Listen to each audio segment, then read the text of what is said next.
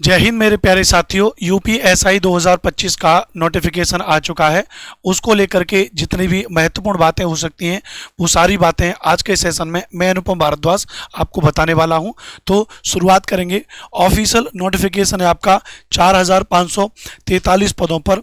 इसकी समग्र भर्ती प्रक्रिया क्या है, कैसे कैसे इसका फिजिकल होगा, फिजिकल स्टैंडर्ड क्या क्या है, इसका रिटन एग्जाम होगा उसमें क्या क्या होगा, इसका जॉब प्रोफाइल के बारे में बात करेंगे, इसकी सैलरी के बारे में बात करेंगे, सैलरी के अलावा इसमें प्रमोशंस के बारे में बात करेंगे।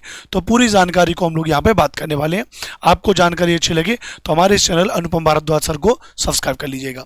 चलिए शुरुआत करेंगे। सबसे पहले इसकी हम जो बात करेंगे वो वैकेंसी डिटेल के बारे में बात करेंगे। आपकी इसकी जो वैकेंसी की डिटेल है प्लस उसके जॉब प्रोफाइल के बारे में बात करने वाले हैं, सैलरी स्ट्रक्चर के बारे में बात करने वाले हैं। इनमें जो महत्वपूर्ण डेट्स हैं, जैसे महत्वपूर्ण डेट्स में कि इतनी डेट से इस डेट के बीच में जन्म आपका होना चाहिए तो उसके बारे में बात करेंगे। प्लस शैक्षिक योग्यता के बारे में बात करेंगे, आयु सीमा एवं आयु में छूट और इसका सिलेक्शन प्रोसेस क्या है उसके बारे में बात करेंगे यहाँ पे। प्लस एग्जाम पैटर्न के बारे में बात करेंगे, पीटी एंड पीएसटी के बारे में बात करेंगे, जाति, आय, निवास प्रमाण पत्र, आवेदन प्रक्रिया, सिलेबस, कट ऑफ के बारे में बात करेंगे और प्रमोशन की प्रक्रिया। इन सभी चीज़ों के बारे में आज की क्लास हम सब लोग यहाँ पे डिस्कशन करेंगे। चलिए तो सबसे पहली बात आप समझिए, ऐसा कहा जाता है कि यूपीएसआई की भर्ती का ट्रेंड बन गया है कि जी 4 साल के बाद यूपीएसआई की भर्ती आएगी। तो इस बार कंपटीशन भी बहुत टफ होने वाला है क्योंकि अब लगता है कि अगली भर्ती अब जो है 4 साल के बाद ही आने वाली है।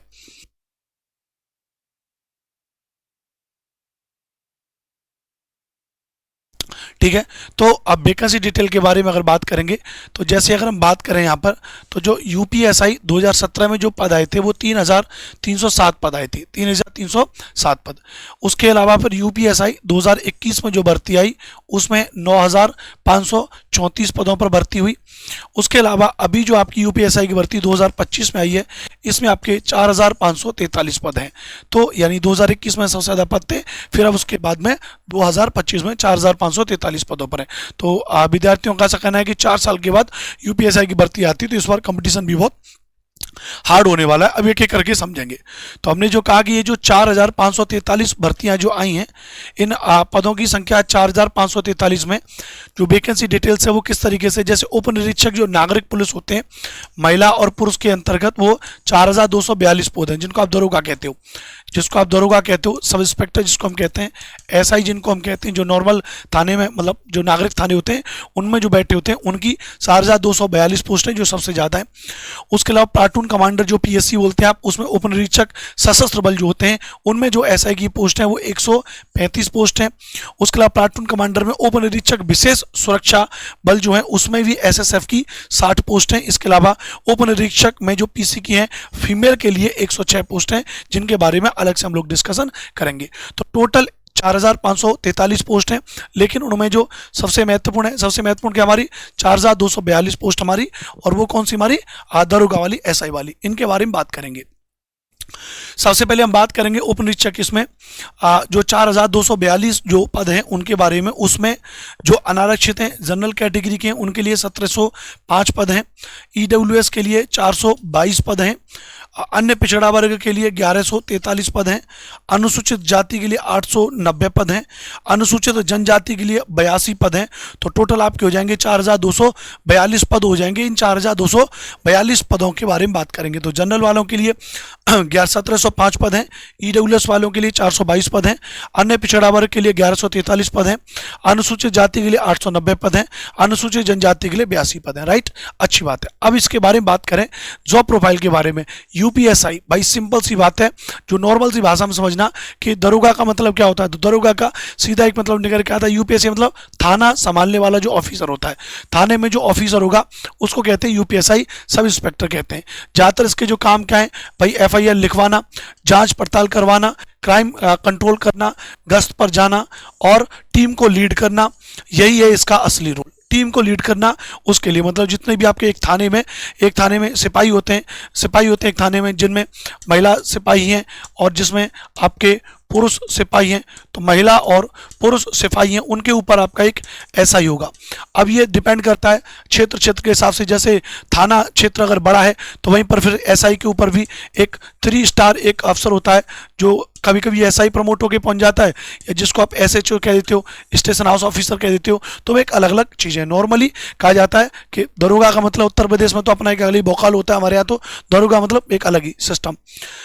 थोड़ी डेस्क ड्यूटी, थोड़ी फील्ड एक्शन, मतलब इज्जत भी और जिम्मेदारी भी। तो बढ़िया तगड़ी इज्जत मिलती है, जिम्मेदारी मिलती है। आज भी हमारे घर गांव में कोई मुद्दा होता है जी, अरे सब दरोगा जी आगे सब, तो एक अलग ही बौकाल है उत्तर प्रदेश में। तो ठीक है जी, चलिए अब इसके बारे में बात करें, सैलरी स्ट्रक्चर क्या है, तो लेवल 6 के हिसाब से बात करेंगे तो 35,400 रुपये पर मंथ इसका बेसिक सैलरी है। इसकी बेसिक सैलरी कितनी है? 35,400 रुपये इसकी बेसिक सैलरी है। ग्रेड पे इसका 4200 ग्रेड पे की नौकरी है, 4200 ग्रेड पे की नौकरी है। ग्रॉस सैलरी जो अप्रक्स आपकी जो HRA DA वगैरह मिलते हैं, जैसे शहर में आपकी ड्यूटी लग जाती है, शहरी थाना होगा तो वहाँ पर आपका HRA वगैरह, हाउस रेंट वगैरह ज़्यादा मिल जाता है, फूड अलाउंस थोड़ा और बढ़ के मिल जाता है, वहाँ सैलरी ज़्यादा हो जाती है। वहीं ग्रामीण आपका थाना है तो वहाँ पे थोड़ा HRA वगैरह कुछ कम हो जाता है। तो अप्रॉक्स अगर आप देखोगे तो 42,000 रुपये से लेके 50,000 रुपये की और एक बेसिक सैलरी है, जो 7th का कमीशन के हिसाब से हम लोग बात करें।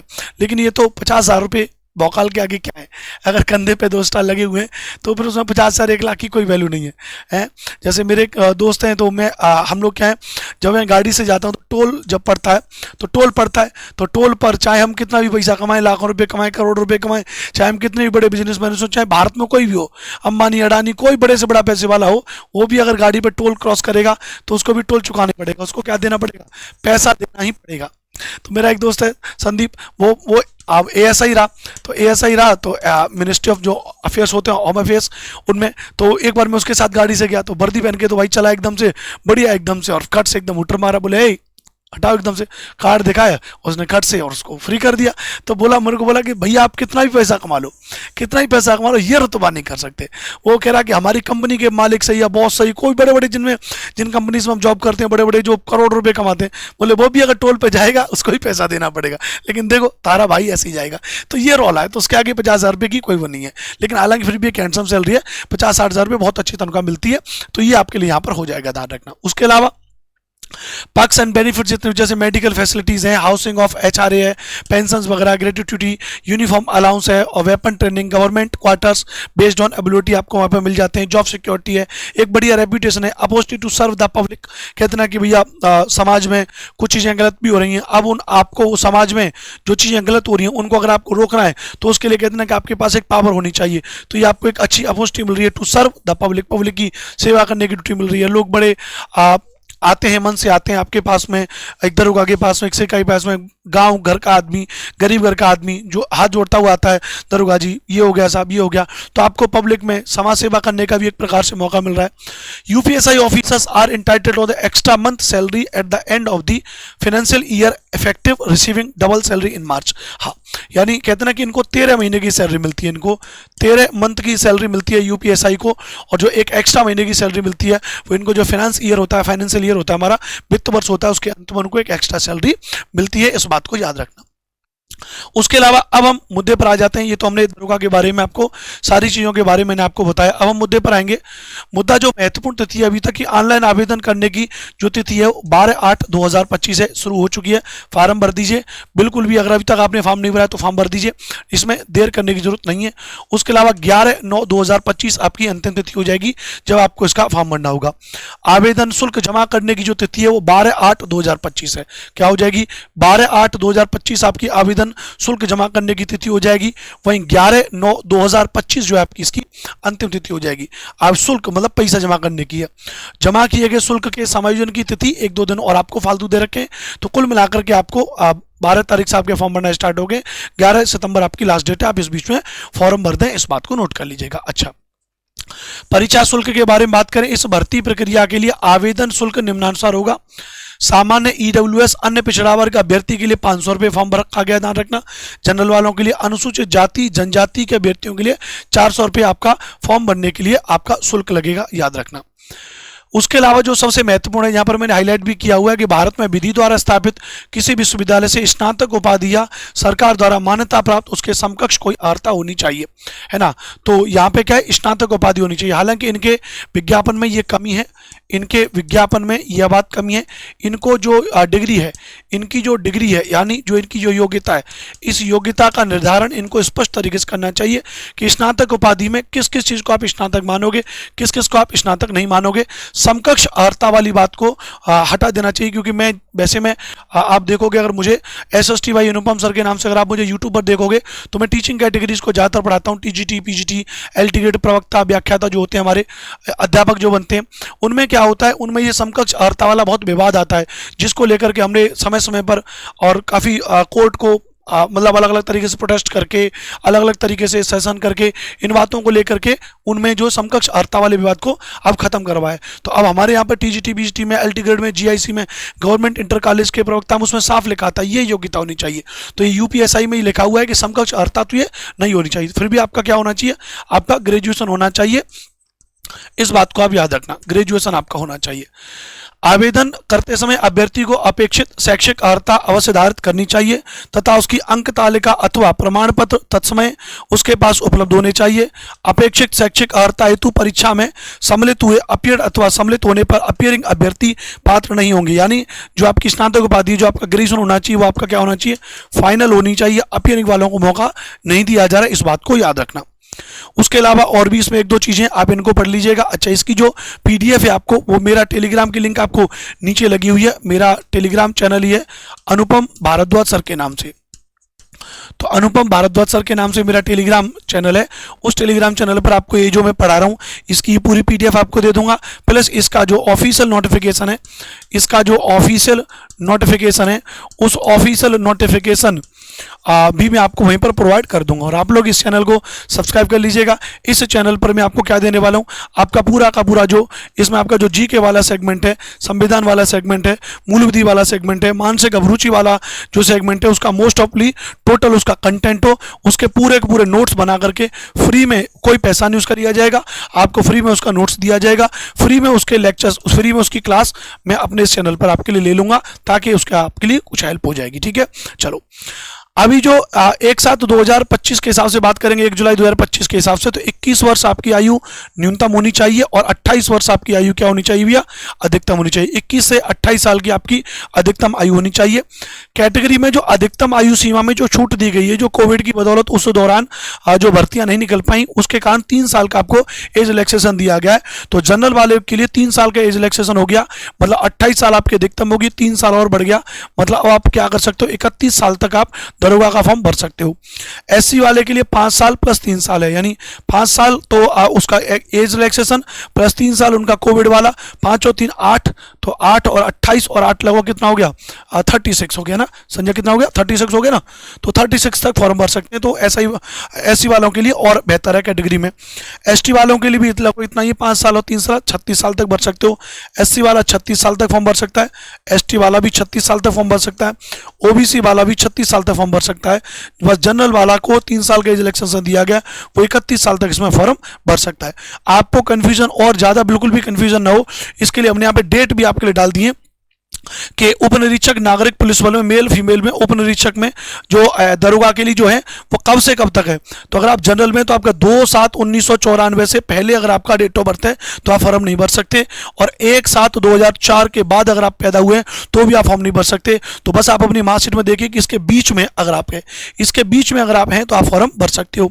ऐसे ही SC के लिए 2/7/1989 हो जाएगा, 2/7/1989, 2/7/1989 यहाँ तक आप फॉर्म भर सकते हो। प्लाटून कमांडर PSC में यहाँ पर बस एक तिथि कम कर दी आपके लिए, तो 1/7/1994, 1/7/1989, 1/7/1989, 1/7/1989, इसके बीच में अगर आपकी डेट है तो आप फॉर्म भर सकते हो। राइट, आपका पूरा डाउट एक एक चीज में क्लियर कर रहा हूँ, कुछ भी डाउट आपका नहीं बच रहा होगा। तो बस एक चीज निवेदन करना चाहूंगा, आप मेरे चैनल अनुपम भारद्वाज सर यूट्यूब चैनल को सब्सक्राइब कर लीजिए भैया, और इस वीडियो को अपने दोस्तों तक एक बार शेयर कर दीजिएगा। ठीक है, चलिए बहुत बढ़िया। और इस टेलीग्राम चैनल को ज्वाइन कर लीजिएगा अनुपम भारद्वाज सर को।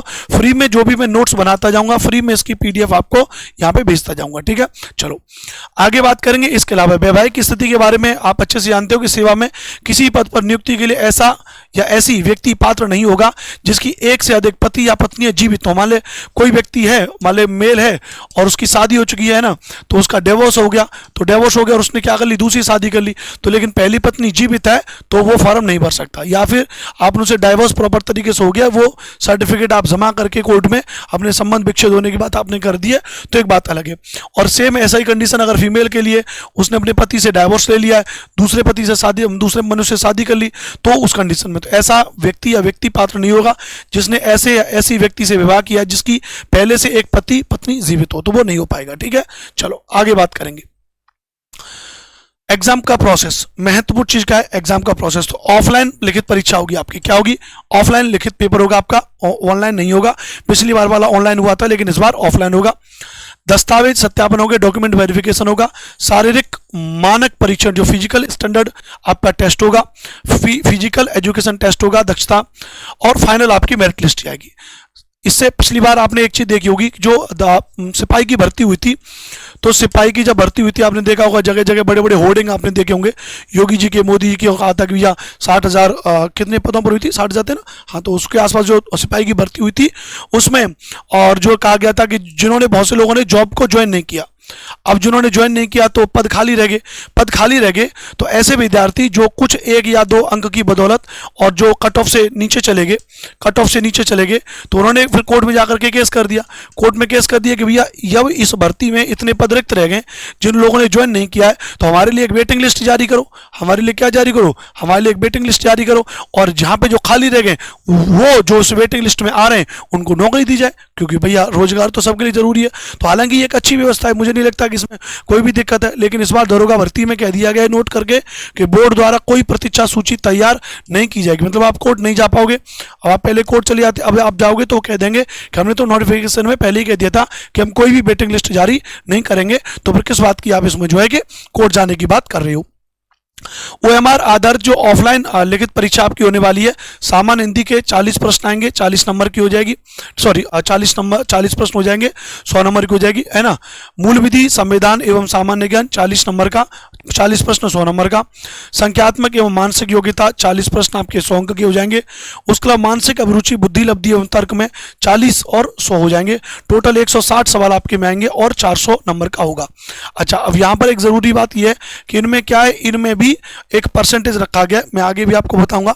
इसमें भी क्या रखा गया, इसमें भी बताया गया भैया, एक परसेंटेज के बारे में बताया गया, आगे आएगा कि मिनिमम इतने परसेंटेज आपको 35% के आसपास है, कि 35% के आसपास आपको हर एक सब्जेक्ट में लेकर के आने, लगभग 14 क्वेश्चन और 14 क्वेश्चन इतने आपके सभी सब्जेक्ट में सही होने चाहिए। मान लेते हैं हिंदी में, जैसे आपने बहुत से लोगों को सुना होगा कि 40 में से 38 प्रश्न मेरे हिंदी में सही है, लेकिन पता चला मूल विधि संविधान में 12 प्रश्न सही थे, तो पूरी फेल हो जाओगे। मिनिमम 40-14 सवाल आपके सही होने चाहिए, इस बात को याद रखना। अच्छा, दूसरी महत्वपूर्ण बात जो यहाँ पर मैंने स्किप कर दी, नेगेटिव मार्किंग, यहाँ पर कोई भी नेगेटिव मार्किंग आपके लिए नहीं है, इस बात को आप याद रख लीजिएगा। उसके अलावा जो एक्चुअल जो एग्जाम पैटर्न है, जो जिन बच्चों को यहाँ पे समझ में नहीं आता भैया ये संख्यात्मक, मानसिक योग्यता, बुद्धि, लब्धि, तो सिंपल सी बात आप ये समझिए, सामान्य हिंदी, मूल विधि, संविधान, गणित और रीजनिंग। गणित के आपके 30 सवाल आते हैं, रीजनिंग के थोड़े से आपके बढ़ जाते हैं, मानसिक अभिरुचि वगैरह को, केस स्टडी वगैरह को रीजनिंग के तौर पर मान करके 50 सवाल आ जाते हैं, ध्यान रखना। टोटल आपके 160 सवाल हो जाएंगे, ठीक है, ये आपका हो जाएगा। उसके अलावा अगर जो शारीरिक पात्रता परीक्षा आपका, ध्यान रखना, उसमें पुरुष उम्मीदवारों के लिए 4.8 किलोमीटर की दौड़ होगी जो 28 मिनट में पूरी करनी होगी। सिपाही में थोड़ा सा ज़्यादा दौड़ होती है, दरोगा में दौड़ कम है, वैसे भी दरोगा को ज़्यादा दौड़ना नहीं होता है, सिपाही का काम ही ज़्यादा दौड़ना है। तो ये भी भैया कि 4.8 किलोमीटर की दौड़ 28 मिनट में, मतलब मेरे जैसा मोटा आदमी भी थोड़ा अगर महीना 2 महीना अगर टहलना शुरू कर दे तो भी आराम से वो 28 मिनट में दौड़ मार सकता है, याद रखना भैया, ठीक है। चलिए, है ना, दौड़ के नाम पे हमारी संजय सर बगल में बैठे, वो एकदम सो गए, लेट गए, बोले अरे सर क्या है, ठीक है। महिला उम्मीदवारों के लिए 2.5 किलोमीटर की दौड़ है, 16 मिनट में पूरी करनी है, बड़े आराम से ये दौड़ पूरी हो जाएगी, ठीक है। चलिए, इसके अलावा जो हाइट वाइट की बात करेंगे तो पुरुष अभ्यर्थियों के लिए सामान्य वर्ग के लिए 168 सेंटीमीटर हाइट होनी चाहिए, और जो कैटेगरी में अनुसूचित जनजाति के पुरुष अभ्यर्थियों के लिए न्यूनतम आयु 160 सेंटीमीटर हो जाएगी। तो मेरी तो वैसे भी एक 71 के आसपास है मेरा, तो मैं तो वैसे ही भर सकता हूँ, लेकिन क्या करूँ, ये मोटे पेट को लेके दौड़ा नहीं जाएगा, है ना। चलो खैर, सीना आपको पता है कि मिनिमम कहते हैं कि ये सामान्य और ओबीसी और अनुसूचित जातियों के अभ्यर्थियों के लिए न्यूनतम सीने की माप 79 सेंटीमीटर बिना फुलाने पर और कम से कम 84 सेंटीमीटर फुलाने पर, और अनुसूचित जनजातियों के अभ्यर्थियों के लिए 77 सेंटीमीटर बिना फुलाने पर और कम से कम 82 सेंटीमीटर। 5 सेंटीमीटर सीने का फुलाव अनिवार्य है। तो ये तो नॉर्मल सी बात है। अब तो खैर मैं मोटा एकदम गोल आलू के जैसा हो गया हूँ लेकिन जब मैं आज से मतलब 5-7 साल पहले जब मैंने भी खूब भर्ती देखी, दरोगा सिपाही की भर्ती खूब, BSF RPF SSGD खूब 2013 14 15 16 17 तक खूब भर्तियाँ देखी मैंने। तो तब इसमें कहते हैं ना ये 84 सेंटीमीटर सीना कुछ भी नहीं है। मुझे आज भी याद है जब सीने की नाप होती थी ऐसे करके, अगर आपने सीने को थोड़ा फुला दिया ऐसे अच्छे करके तो बड़े आराम से 90-100 तक तो मैं अपने सीने को फुला देता था। तो बहुत नॉर्मल सी बात है, ठीक है। खैर ये तो एक अलग चीज़ है, नॉर्मल सी बात है, इनमें तो किया जा सकता है। महिला अभ्यर्थियों के लिए 152 हाइट होनी चाहिए, ध्यान रखना भैया। सामान्य पिछड़े वर्ग अनुसूचित जातियों के लिए महिलाओं के लिए एक जैसी 152 होनी चाहिए। अच्छा, अनुसूचित जनजातियों के वालों के लिए 147 होनी चाहिए। महिला अभ्यर्थियों के लिए न्यूनतम 40 किलोग्राम। अच्छा, वजन भी रखा गया न्यूनतम 40 किलोग्राम है ना। अच्छा, वजन तो भाई पुरुषों के लिए कोई वजन नहीं है क्या? न्यूनतम पुरुषों के लिए कोई वजन ही नहीं है, तो ठीक है, वरना मेरे जैसा आदमी कहाँ पर जाएगा? अभी मेरे 100 किलो का आदमी कहाँ दौड़ेगा? ठीक है, चलो खैर आगे बात करेंगे। ये बात क्लियर होगी भैया, आगे चलेंगे भैया, ठीक है। चलिए भैया, है ना, हमारे संजय सर की हालत खराब होगी बेचारे सुनते सुनते, ठीक है। चलो आगे बात करेंगे। ऐसे एससी के लिए बात करेंगे भाई, वीडियो रिकॉर्ड को लेने दो, है ना, क्यों बेकारी बात कर रहे हो, ठीक है। चलो, तो हम सक्षम अधिकारी के द्वारा एंड अंतिम तिथि तक अवश्य निर्गत होना चाहिए। मतलब जो एससी कैटेगरी का व्यक्ति उसको अपना जाति प्रमाण पत्र 11/9/2025 तक, उससे पहले तक का है वो मान्य होगा। एसटी जो ये पूछा जाता है, बच्चे कहते हैं कब से कब तक मान्य होना चाहिए। एसटी कैटेगरी का जो है वो 11/9/2025 से पहले अगर आपने बनवाया तो वो मान्य हो जाएगा। ओबीसी वाले के लिए 1/4/2025 से 11/9/2025 के बीच में आपका बनवाया होना चाहिए। ईडब्ल्यूएस वालों के लिए इसके बीच में होना चाहिए। मूल निवास प्रमाण पत्र आपका 11/9/2025 से पहले होना चाहिए अधिकारी के द्वारा, राज्य के उसके द्वारा आपका ये हो जाएगा चाहिए धारक। आगे बात करें, आगे चलेंगे। ऑनलाइन आवेदन की प्रक्रिया होगी, ये तो ऑनलाइन आवेदन हो जाएगा, उससे पहले आपका क्या होगा भैया, OTR हो जाएगा, वन टाइम आपका रजिस्ट्रेशन हो जाएगा, इस बात को ध्यान रखना, ठीक है। उसके अलावा और कोई इसमें महत्वपूर्ण बात नहीं है, तो नॉर्मल सी बात है।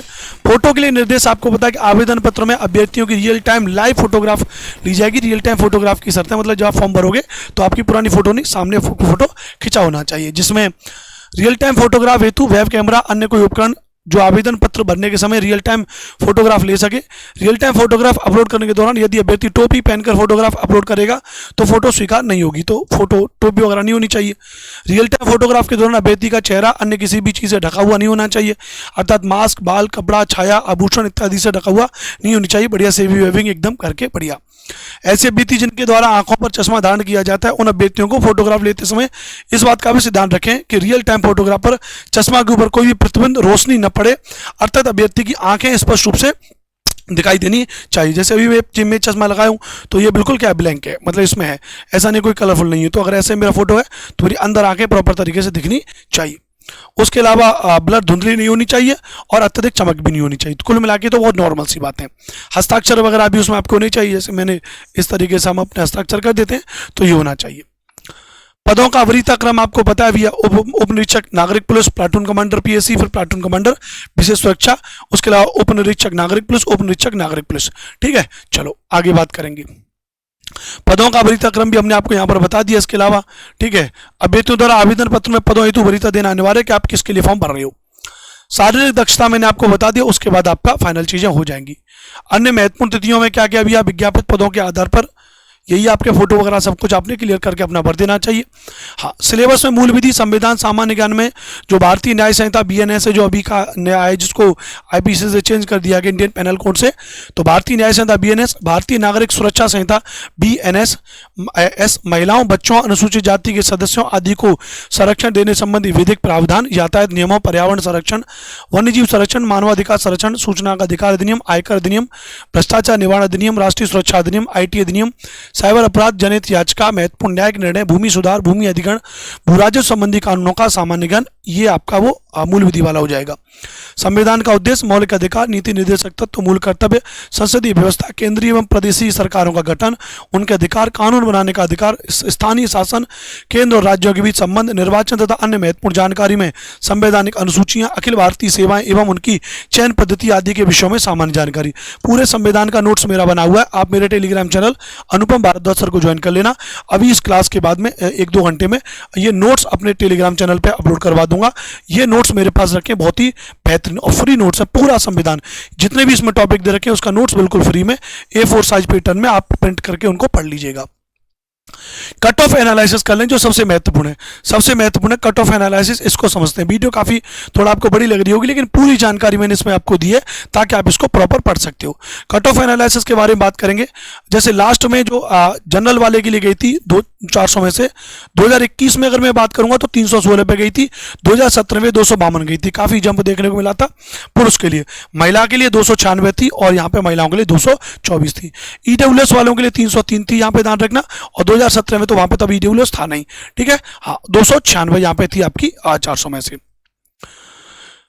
ओबीएस के लिए बात करेंगे 305 थी 2021 में, ध्यान रखना। और 285 थी आपकी महिलाओं के लिए। और यहाँ पे 230 और 217 2017 में थी। 2017 में 211 थी आपकी एससी के लिए। और यहाँ पे फीमेल के लिए यहाँ पे वैकेंसी नहीं आई होंगी। और पुरुषों के लिए यहाँ पे 257 रही 2021 में और 279 2021 में। और ऐसे यहाँ पे ये डेटा आप देख सकते हो एसटी का। कुल मिला के आप कट ऑफ का एनालिसिस कर सकते हो। जैसे अभी हम बात करें 2021 वाले की, तो अगर आप पुरुष हो और जनरल से आते हो, मैं जनरल की बात कर रहा हूँ क्योंकि हाईएस्ट यहीं पर आपको फाइट करना है, बाकी तो एज रिलैक्सेशन वाले अपना कर सकते हो। तो पुरुष के लिए 316 और महिला के लिए 296, राइट। 252 और 224 यहाँ पे। तो इस बार आप अपना मान लो, इसके आधार पे कट ऑफ आपकी होगी 2025 में भी। मतलब पेपर का स्टैंडर्ड काफी बढ़िया होगा, ध्यान रखना, ठीक है। तो ये आपके लिए चीजें हो जाएंगी। यूपीएससी परीक्षा में निश्चित सफलता कैसे प्राप्त करें, सिंपल सी बात है, पाठ्यक्रम, सिलेबस और परीक्षा पैटर्न को अच्छी तरह समझ लें। पिछले वर्षों के प्रश्न पत्रों का विश्लेषण करें। सबसे पहले आप प्रीवियस ईयर के क्वेश्चन लगाइए, उनको समझिए। लिखित विभिन्न विषयों के स्तर और प्रश्नों की प्रकृति को समझें। समयबद्ध और विषयवार रणनीति को तैयार करें। तो बस ये आपके लिए एक महत्वपूर्ण बातें थी। यह पीडीएफ भी आपको मेरे Telegram channel SST by Anupam sir पर मिल जाएगी। तो आज के सेशन को ज्वाइन करने के लिए आप सभी का बहुत बहुत धन्यवाद। फ्री में अभी मैं आपको और पॉलिटी का नोट्स अपने टेलीग्राम चैनल पे डलवा दे रहा हूं, पूरे संविधान का नोट्स उसको आप प्रिंट आउट करके अच्छे से पढ़ लीजिए। जय हिंद, वंदे मातरम। वीडियो अच्छी लगी होगी तो चैनल को सब्सक्राइब कर लीजिएगा।